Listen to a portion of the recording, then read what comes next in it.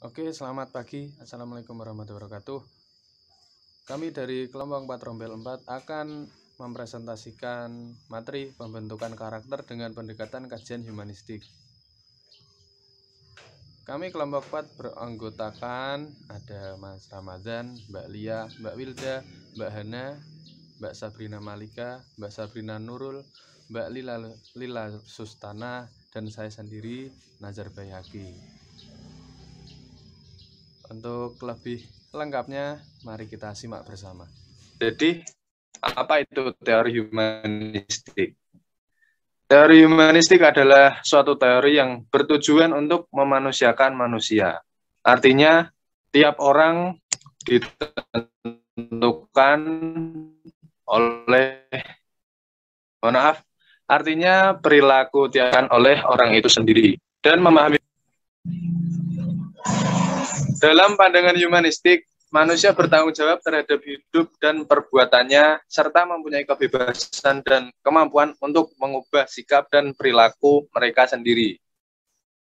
Mengutip dari Asseghaf 2011, teori humanistik berasumsi bahwa teori belajar apapun baik dan dapat dimanfaatkan, asal tujuannya untuk memanusiakan manusia, yaitu untuk pencapaian aktualisasi diri, pemahaman diri, serta realisasi diri orang belajar secara optimal. Pembelajaran humanistik memandang manusia sebagai subjek yang bebas untuk menentukan kemana arah hidupnya akan berjalan. Pendidikan yang humanistik menekankan bahwa pendidikan pertama-tama dan yang utama adalah bagaimana menjalin komunikasi dan relasi personal antara pribadi-pribadi dan antar pribadi dan kelompok di dalam komunitas sekolah. Relasi ini berkembang dengan pesat dan menghasilkan buah-buah pendidikan jika dilandasi oleh cinta kasih antar mereka. Pribadi-pribadi hanya berkembang secara optimal dan relatif tanpa hambatan jika berada dalam suasana yang penuh cinta, hati yang penuh pengertian atau understanding heart, serta relasi pribadi yang efektif atau personal relationship. Kemudian materi selanjutnya saya serahkan kepada yang bersangkutan. Waktu dan tempat kami persilakan. Baik, terima kasih. Selanjutnya, saya akan membahas tentang nilai dan sikap dasar dalam kajian humanistik. Beberapa nilai dan sikap dasar manusia yang ingin diwujudkan melalui teori humanistik yang menjadi dasar dan pandangan tentang pendidikan humanistik yaitu yang pertama, manusia yang menghargai dirinya sendiri sebagai manusia. Kedua, manusia yang menghargai manusia lain seperti halnya dia menghargai dirinya sendiri. Yang ketiga, manusia memahami dan melaksanakan kewajiban dan hak-haknya sebagai manusia. Keempat, manusia memanfaatkan seluruh potensi dirinya sesuai dengan kemampuan yang dimilikinya. Dan yang kelima, manusia menyadari adanya kekuatan akhir yang mengatur seluruh hidup manusia. Next. Dalam teori humanistik, Haryu berpendapat bahwa para ahli psikologi humanistik memandang bahwa aliran behavioristik merupakan sebuah aliran yang menekankan aspek belajar dan tingkah laku telah memberikan hal yang sangat menakjubkan, akan tetapi gagal dalam memandang manusia sebagai manusia. Psikologi humanistik menekankan pada kehidupan kejiwaan manusia. Di dalamnya terdapat potensi-potensi manusia yang khas dan istimewa yang perlu diselami atau diberdayakan. Menurut Dimyati dan Mujiono, humanistik lebih melihat pada sisi perkembangan kepribadian manusia. Menurut pandangan teori humanistik ini, yang terpenting dalam melihat manusia adalah potensi yang dimilikinya. Pendekatan ini melihat kejadian, yaitu bagaimana manusia membangun dirinya untuk melakukan hal-hal manusia. Teori ini menyatakan manusia pada dasarnya adalah baik. Adapun kejahatan atau keburukan yang ada dalam manusia itu disebabkan oleh pengaruh lingkungan yang buruk, bukan bawaan. Next. Prinsip-prinsip dalam humanistik. Terdapat prinsip-prinsip penting dalam humanistik yang diadaptasi dari Lundin 1996 dan Mary 1998 yang dapat dijadikan landasan manusia untuk mengembangkan potensi-potensinya yang tidak terkungkung oleh kekuasaan adalah sebagai berikut. Manusia dimotivasi oleh adanya keinginan untuk berkembang dan memenuhi potensinya. Manusia bisa memilih ingin menjadi apa dan tahu apa yang terbaik baginya. Yang kedua, manusia dipengaruhi oleh cara pandangnya terhadap dirinya sendiri, yang berasal dari cara orang lain memperlakukannya.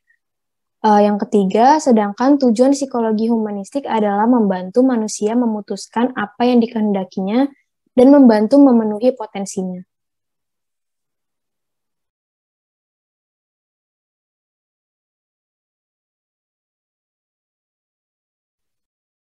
Psikologi humanistik lahir untuk menjawab berbagai pertanyaan tentang kesadaran, pikiran, kebebasan, dan kemauan. Martabat manusia, kemampuan untuk berkembang, dan kepastian refleksi diri. Humanistik dipelopori oleh Charles Rongers dan Abraham Maslow. Menurut Rongers, semua manusia lahir membawa dorongan untuk meraih sepenuhnya apa yang diinginkan dan berperilaku dalam cara konsisten menurut diri mereka sendiri.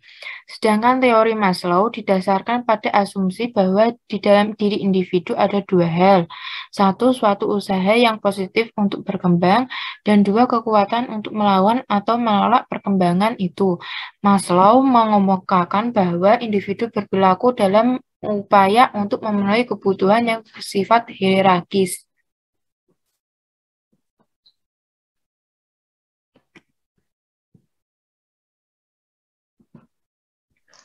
Selanjutnya, Maslow mengemukakan beberapa faktor mengapa manusia itu gagal untuk berkembang dan tumbuh.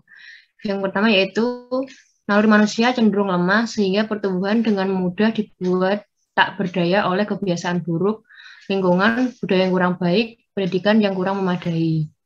Kebudayaan Barat memiliki kecenderungan kuat untuk takut pada naluri-naluri dan memandang semua naluri bersifat kebinatangan serta hina. Yang ketiga itu pengaruh negatif yang kuat. Next.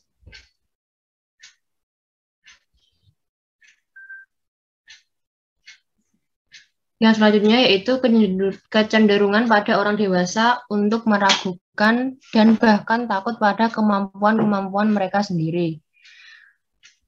Lingkungan budaya dapat menghambat perkembangan manusia ke arah aktualisasi diri, dan yang terakhir yaitu banyak individu yang diam dengan masa lalunya sehingga menghambat proses perkembangan.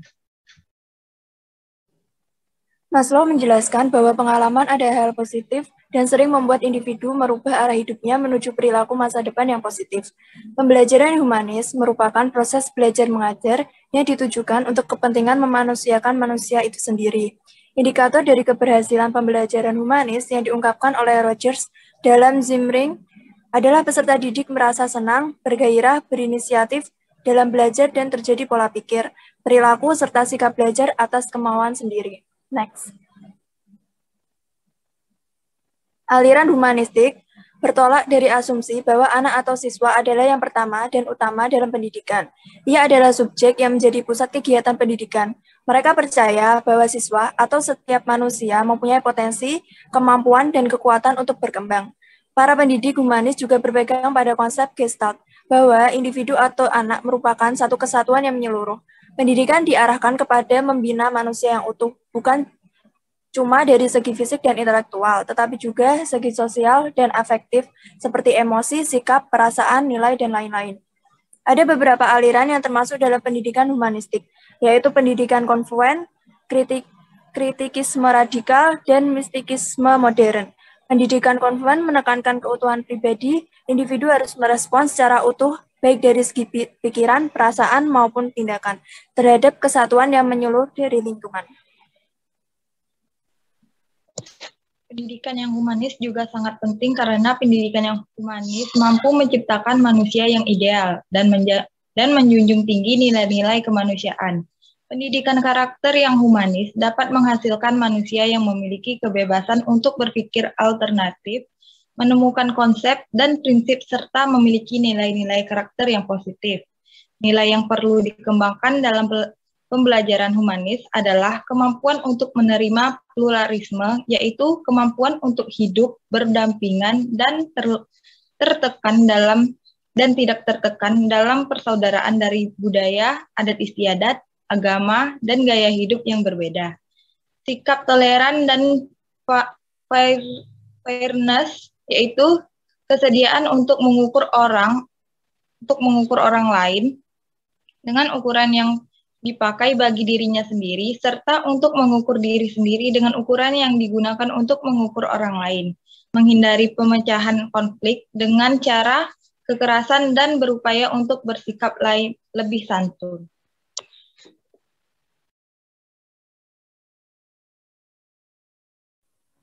Kemudian kesimpulan, teori humanistik merupakan konsep belajar yang lebih melihat pada sisi perkembangan kepribadian manusia, berfokus pada potensi manusia untuk mencari dan menemukan kemampuan yang mereka punya dan mengembangkan kemampuan tersebut. Pendidikan humanis mempunyai konsep bahwa manusia sebagai subjek yang memiliki kemampuan menghadapi dunia dan lingkungan hidupnya, serta kemampuan untuk mengatasi dan memecahkan masalah-masalah yang akan mengancam manusia itu sendiri. Dalam mengimplementasikan pendidikan karakter berbasis humanis sebagai landasan karakter dan kebijakan moral, pendidikan karakter bukan hanya bersifat teori kebijakan atau etika kebajikan, tetapi keduanya mengeksplorasi peran dan relevansi sifat-sifat karakter pada kehidupan moral yang berhubungan dengannya. Pendidikan karakter berbasis humanis mengedepankan praktik moral, menginternalisasi prinsip-prinsip moral, serta penanaman sifat-sifat karakter. Dengan demikian, implementasi pendidikan karakter berbasis humanis mampu menjamin kualitas seperti mutu akademik dan nilai-nilai kehidupan. Terima kasih, saya kembalikan kepada Nazar. Oke, terima kasih teman-teman. Demikian presentasi yang dapat kami sampaikan. Jika ada kekurangan mohon dimaafkan. Jika ada pertanyaan mohon tinggalkan di kolom komentar. Jika ada sumur di ladang boleh kita menumpang mandi. Jika tidak ada, ya udah mandinya lain kali. Beli durian di Jatiasih. Sekian dan terima kasih. Wassalamualaikum warahmatullahi wabarakatuh. Waalaikumsalam warahmatullahi wabarakatuh.